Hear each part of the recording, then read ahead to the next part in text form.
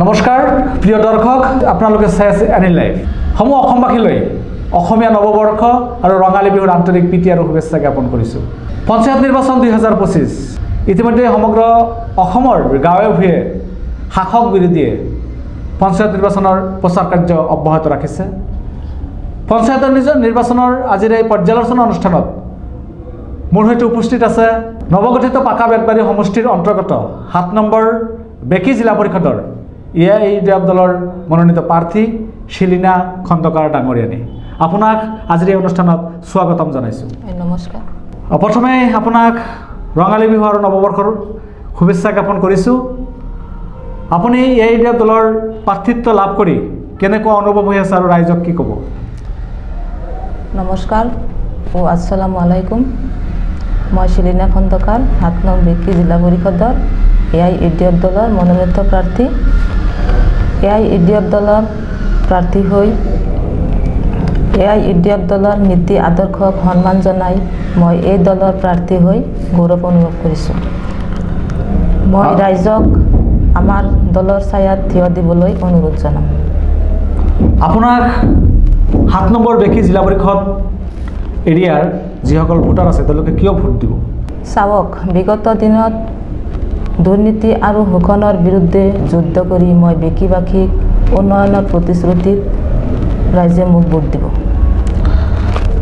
আপোনাৰ 7 নম্বৰ বেকি জিলা পৰিষদ এৰিয়াৰ বিভিন্ন ধৰণৰ সমস্যা আছে। বানপানীৰ সমস্যা, খোৱা পানীৰ সমস্যা, গৰাখহনীয়া সমস্যা, শিক্ষা সমস্যা, যাতায়াতৰ সমস্যা। আপুনি যদি প্ৰতিনিধি হিচাপে নিৰ্বাচিত হয় কোনটো সমস্যাৰ ওপৰত আপুনি বেছিকৈ গুৰুত্ব আৰোপ কৰিব? মই নিৰ্বাচিত হোৱাৰ পিছত বেকি জিলা পৰিষদৰ মূল সমস্যা গৰাখহনীয়াৰ ৰোধৰ ওপৰত গুৰুত্ব দিম।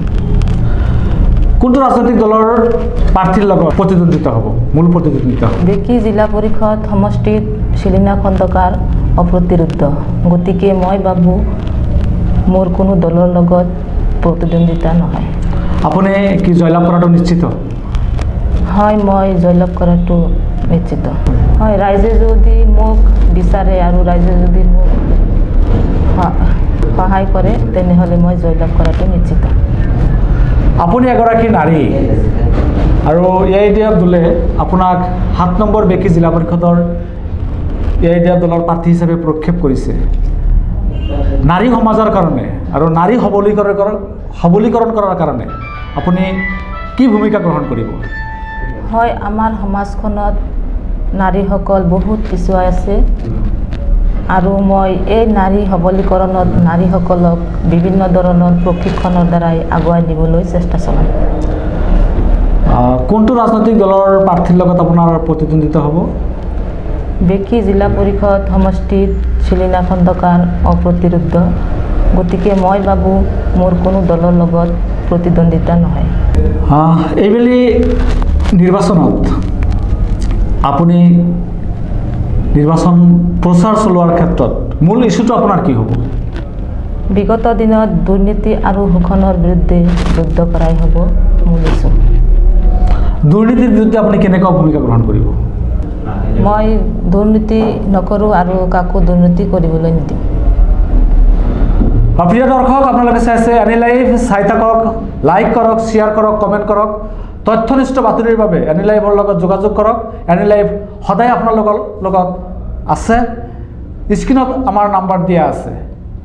আহি আজিৰ অনুষ্ঠানৰ শেষ পৰ্যায়ত উপনীত হৈছোঁ আৰু শেষত শিলিনা খন্দকাৰৰ পৰা আৰু এটা কথা জনাৰ পিছতে আজিৰ অনুষ্ঠান মই সামৰিম। শেষত 7 নম্বৰ বেকি জিলা পৰিষদ এৰিয়াৰ যিসকল ভোটাৰ আছে, যিসকল ৰাইজ আছে, তেওঁলোকৰ উদ্দেশ্যে আপুনি কি ক'ব? শেষত মই বেকি জিলা পৰিষদ সমষ্টিবাসীক দুৰ্নীতি আৰু শোষণৰ প্ৰতিবাদ কৰি বেকিবাসীক উন্নয়নৰ দিশত আগুৱাই নিবলৈ তলা চাবিৰ ছবিত ভোট প্ৰদান কৰি ফকৰাৰ বাবে আহ্বান জনাম। ধন্যবাদ জনাইছোঁ আপোনাক শুভেচ্ছা জ্ঞাপন কৰিছোঁ। আপোনাৰ যি যাত্ৰা, এই যাত্ৰা সফল হওক তাৰ কামনা কৰিছোঁ। প্ৰিয় দৰ্শক, আপোনালোকে চাইছিল এনি লাইভ, চাই থাকক। আজিৰ অনুষ্ঠান ইমানতে সামৰিছোঁ। মই নজমুল হক, ধন্যবাদ। খবৰ মানে এনি লাইভ 24/7 আৰু এনি লাইভ ডিজিটেল যিকোনো খবৰৰ বাবে যোগাযোগ কৰক 9387734920 আমাৰ এই নম্বৰত।